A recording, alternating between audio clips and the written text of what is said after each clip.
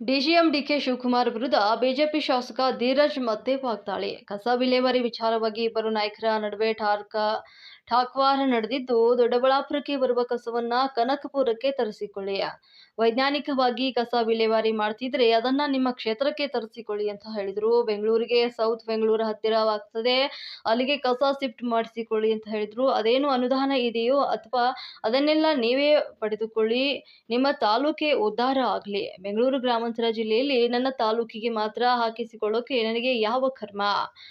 Terra form open ಮಾಡ್ತೀವಿ ಅಂತ ಹೇಳ್ತಿದ್ದಾರೆ. ನಾನು ಶಾಸಕನಾಗಿರುವವರೆಗೂ ಅದನ್ನ ಬಿಡಲ್ಲ. ಅಂಬೇಡ್ಕರ್ ಅವರು ಕೊಟ್ಟಿರುವ ಸಂವಿಧಾನದಡಿ, ಜನ ಕೊಟ್ಟಿರುವಂತಹ ಅಧಿಕಾರದಡಿ ಹೋರಾಟವನ್ನ ಮುಂದುವರಿಸುತ್ತೇನೆ.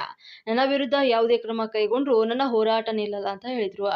ಡಿಸಿಎಂ ಡಿಕೆ ಶಿವಕುಮಾರ್ಗೆ ಬಿಜೆಪಿ ಶಾಸಕ ಧೀರಜ್ ಟಾಂಗ್ ಅನ್ನ ನೀಡಿದ್ದಾರೆ. ಮಾಡಿ ಸಾಕಷ್ಟು ವಿರೋಧ ವ್ಯಕ್ತಪಡಿಸಿದ್ರು. ಯಾರು ವಿರೋಧ ವ್ಯಕ್ತಪಡಿಸಿದ್ರು? ಡಿ.ಕೆ. ಶಿವಕುಮಾರ್ ಅವರು. ಈಗ ಮತ್ತೆ ಅಲ್ಲಾ ಚಂದ್ರದಲ್ಲೂ ಕೂಡ ಅವರು ವಾಪಸ್ ತಗೊಂಡಿದ್ದಾರೆ. ನಿಮ್ಮ ನಿಲುವೇನು, ನಿಮ್ಮ ಹೋರಾಟ ಯಾವ ರೀತಿ? ನಾನು ಕ್ಲಿಯರ್ ಆಗಿ ಹೇಳಿದೀನಿ ಸರ್, ಹೇಳಿದೀನಿ. ಯಾವುದೇ ಅವ್ರು ನನ್ನ ಮೇಲೆ ಕ್ರಮ ತಗೊಂಡ್ರು ಏನ್ ಸಮಸ್ಯೆ ಇಲ್ಲ. ನಾವು ಹೋರಾಟ ಖಂಡಿತವಾಗ್ಲೂ ಮಾಡ್ತೀವಿ. ನನ್ನ ಹೋರಾಟ ಮುಂದುವರಿಯುತ್ತೆ. ನನಗೇನೇನು ಕೇಳ್ತಾ ಇಲ್ಲ, ತಾಲೂಕಿನ ಜನತೆಯ ಪರವಾಗಿ ನಾನು ಕೇಳ್ತಾ ಇರೋದು ಕಸ ಇಲ್ಲಿ ಹಾಕೋದ್ ಬೇಡ. ಎಷ್ಟು ಸಮಸ್ಯೆ ಆಗ್ತಿದೆ ಅನ್ನೋದು ಟೆಕ್ನಿಕಲಿ ಏನ್ ಬೇಕು ಎಲ್ಲ ಹೇಳ್ತೀವಿ, ವಿತ್ ಆಲ್ ಡಾಕ್ಯುಮೆಂಟ್ಸ್ ಪ್ರೂವ್ ಮಾಡ್ತೀವಿ. IAS ಗೆ ಇವಾಗ ಲೆಟರ್ ಕೊಟ್ಟಿದ್ದೀವಿ. IAS ಇಂದ ಟೆಸ್ಟ್ ರಿಪೋರ್ಟ್ಸ್ ಕೊಡ್ತೀವಿ. ಪೊಲ್ಯೂಷನ್ ಕಂಟ್ರೋಲ್ ಕೊಡೋರು ಎಲ್ಲ ಶಾಮಿಲ್ ಆಗಿ ಯಾವ ರೀತಿ ಅನ್ಯಾಯ ಮಾಡ್ತಿದ್ದಾರೆ ಅನ್ನೋದನ್ನ ಕೊಡ್ತೀವಿ.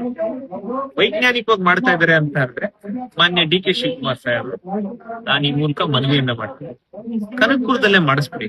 ಸೌತ್ ಬೆಂಗಳೂರಿಗೆ ಹತ್ರ ಇದೆ, ಕನಕಪುರದಲ್ಲೇ ವೈಜ್ಞಾನಿಕವಾಗಿ ಮಾಡಿಸ್ಕೊಂಡು ಅದೇನ್ ಅನುದಾನ ಇರುತ್ತೆ ಎಲ್ಲ ನೀವೇ ತಗೊಂಡ್ಬಿಡಿ.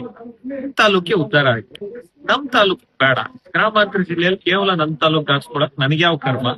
ನನ್ ಕಾಲದಲ್ಲಿ ಆಗಿಲ್ಲ ಇದು, ಹಿಂದಿನ ಕಾಲದಲ್ಲಿ ಆಗಿದೆ. ನನ್ನ ಕಾಲದಲ್ಲಿ ನಾನು ಹೋರಾಟ ಏನ್ ಮಾಡ್ಬೇಕು ಮಾಡ್ತೀನಿ. ಏನೋ ಮತ್ತೆ ಟೆರಾ ಫಾರ್ಮ್ ಓಪನ್ ಮಾಡ್ತೀನಿ ಅಂತ ಹೇಳಿದ್ರು. ನಾನ್ ಶಾಸಕನಾಗಿರೋವರೆಗೂ ಅಂತೂ ಅದಕ್ಕೆ ಯಾವುದೇ ಕಾರಣ ನಾನ್ ಬಿಡಲ್ಲ. ಬಾಬಾ ಸಾಹೇಬ್ ಅಂಬೇಡ್ಕರ್ ಅವರು ಕೊಟ್ಟಿರುವಂತ ಸಂವಿಧಾನದಲ್ಲಿ ನನ್ನ ತಾಲೂಕಿನ ಜನ ಕೊಟ್ಟಿರುವಂತ ಅಧಿಕಾರದ ಅಡಿಯಲ್ಲಿ, ಜವಾಬ್ದಾರಿಯ ಅಡಿಯಲ್ಲಿ ನನ್ನ ಹೋರಾಟ ಖಂಡಿತವಾಗ್ಲೂ ಮುಂದುವರಿಯುತ್ತೆ.